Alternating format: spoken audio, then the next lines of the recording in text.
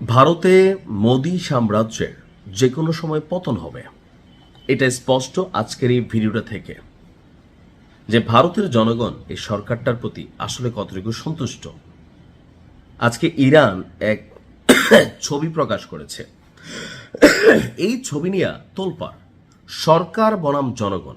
অর্থাৎ ভারতের সরকার, নরেন্দ্র মোদীর সরকার, তারা সাপোর্ট করছে ইসরায়েলকে, এমনকি রাষ্ট্রীয়ভাবে অনেক ধরনের সহযোগিতা, এমনকি তাদের সেনাবাহিনীতে নিজস্ব লোক পাঠানো, অনেক দিকে ইসরায়েলে ভারতের শক্ত একটা অবস্থান রয়েছে। এমনকি এই যুদ্ধেও ভারত একটা সরকারিভাবে একটা অবস্থান প্রকাশ করে ফেলেছে। অন্যদিকে ভারতের জনগণ, শুধু মুসলিম না, আমরা জনগণ বুঝাইছি, তারা ইরানের পক্ষে একটা বড় অংশ অবস্থান নিয়েছে, আর ইরান কৃতজ্ঞতা প্রকাশ করতে ভুলে নাই। তবে এই ছবি আসলে ভারত এবং ইসরায়েলের মধ্যে সম্পর্কে কি প্রভাব ফেলতে পারে? যে ভারতের জনগণ ইসরায়েলকে পছন্দ করে না। বিষয়টা হচ্ছে কি, যে আপনার ইসরায়েলে ধন্যবাদ ভারতের জনগণ, thank you people of India, এরকম লেখা একটা ক্ষেপণাস্ত্র মারছে ইরান। এটা লেখা, এই ক্ষেপণাস্ত্রটা পাঠিয়ে দিছে আপনার ইসরায়েলে।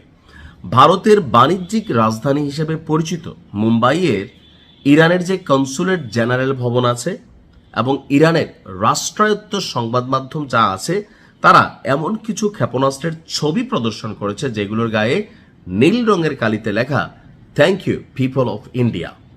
অবশ্য শুধুমাত্র যে ভারতের জনগণকে লেখছে তা না, এখানে লেখা আছে thank you people of German, thank you people of Spain, thank you people of Pakistan. আপনার এরকম তো এগুলো আসলে কেন লিখছে? এটা কি ওই দেশগুলোকে উস্কাচ্ছে? না, ইরান এটাকে কৃতজ্ঞতা স্বরূপ লিখছে। কেন? এসব দেশের জনগণ যারা আছে, জনগণ, সরকার না, সরকারগুলো অনেকগুলাই তলে তলে ইসরায়েলের সাথে আতাত হয়ে আছে, আমেরিকার ভয়ে অনেক সিদ্ধান্ত নিতে পারতেছে না। তো জনগণ যারা আছে তারা ইরানের সাধারণ জনতার প্রতি সহানুভূতিশীল। আর ইসরায়েলকে লক্ষ্য করে 83তম ক্ষেপণাস্ত্রের যে বহর নিক্ষেপ করেছে ইরান, প্রতিটি ক্ষেপণাস্ত্রের গায়ে নীল কালিতে লেখা ছিল thank you people of India, thank you people of German, thank you people of Spain এবং thank you people of Pakistan. তো আমাদেরকে ধন্যবাদ জানানো হলো।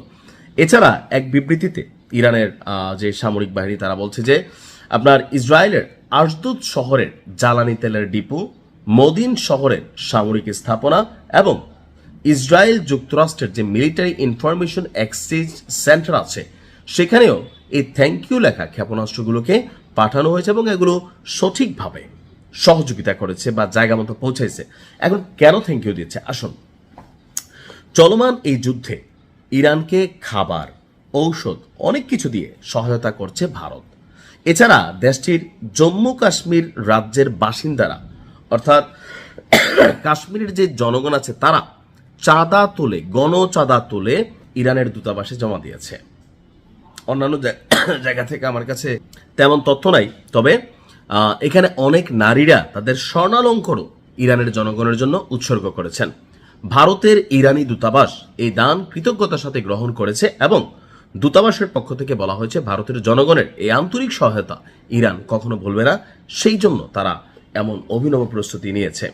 এখন সরকারের অবস্থান কোথায়? মোদী সরকারের টোটাল ইসরায়েলের পক্ষে, জনগণ ইরানের পক্ষে, ধর্মভিত্তিক না। অন্যায় জুলুমের বিপরীতে যারা বিচক্ষণ মানুষ আছে, তারা সবাই বোঝে এই যুদ্ধটা আমেরিকার উচিত হয় নাই। ধন্যবাদ এমন সিদ্ধান্তের জন্য। আসসালামু আলাইকুম।